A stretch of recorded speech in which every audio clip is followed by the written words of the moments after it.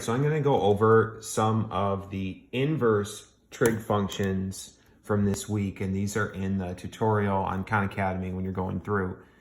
So this is the angle in the first example. There's a question mark there, so I know that's the reference angle. That's the angle that's referenced, or that's the angle that they're calling attention to.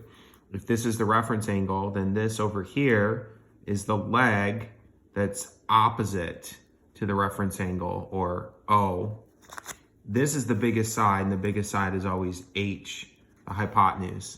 So we think about SOHCAHTOA.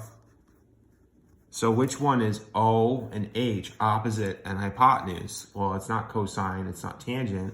Opposite and hypotenuse is SO, or sine. Sine is opposite over hypotenuse. So sine of this angle, and we don't know what it is, we could even put X here now, or question mark, is 8/10. Well, we can't put anything into our calculator because there is nothing for the variable X. The angle is missing. When an angle is missing, we do inverse. If I do inverse sine to both sides, that will help us solve for X. So the inverse helps us find a missing angle. So now in my calculator, I need to not look for sine, but inverse sine, like sine with a little -1 next to it. So now I'm looking at my calculator, and here's sine, cosine, and tangent. So where would the inverse sine be? It's right above the sine on most calculators. So SIN is sine. SIN with a -1 is inverse sine. I press second on this calculator because it's blue, and that's blue. Now I have inverse sine. That helps me find a missing angle.